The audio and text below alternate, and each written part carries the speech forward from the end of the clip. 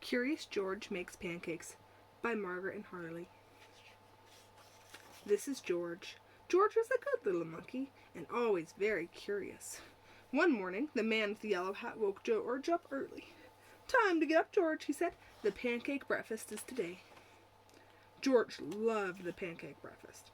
It was a fundraiser held every year to make money for a special program at the Children's Hospital.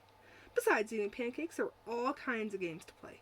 Even the mayor came to play and eat. But first, he gave the welcome speech. "Thank you for coming," said the mayor. "We appreciate your generous support." He thanked all the volunteers who were helping that day. And finally he said, "Please enjoy yourselves and the pancakes." When the mayor was finished, the man with the yellow hat said, "George, I'm going to buy our tickets. Please wait here and don't be too curious." George waited like a good little monkey, but something smelled good. Could it be the pancakes? George was curious. He followed the delicious smell and found a whole griddle full of pancakes. George watched the man as he poured little batter circles and flipped them up in the air. It looked like fun to make pancakes. George wanted to help. On the table near the griddle was a basket full of blueberries. "Those pancakes need some blueberries," George thought, and he sprinkled some on top.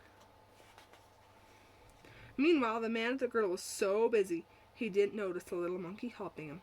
But the line grew and grew and grew. George's pancakes were a hit.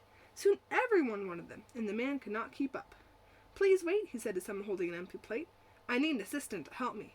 And just like that, he was gone. Oh, look, he's sprinkling more blueberries. George looked at the people waiting in line, and then at the empty griddle. Why, he could make the pancakes. He could be the assistant. George poured the batter into nice round circles. Next he added blueberries. He waited for just a minute to let the pancakes cook. Then he flipped them over. At last he added syrup. The line for pancakes was enormous, but with 4 hands George made quite a chef, and no one's plate was empty for long. "I've been coming to this breakfast for years," said a man, "but I've never seen pancakes made like this before." "I've never eaten this many pancakes," said a girl. "I didn't even like pancakes before," said another girl, and they all lined up for more. When the man returned with his new assistant, he was shocked to see a monkey making pancakes. "This is no place for a monkey," he yelled, and began to chase George. George hadn't meant to cause trouble. He only wanted to help. Now he only wanted to get away. Quickly, George found a place to hide, and the man and the assistant ran right by. But where did George go? When it was safe to come out, George jumped down. He was covered in syrup like a pancake, and he was sticking to everything. George was curious. Could these napkins help him get clean? Oh no, look!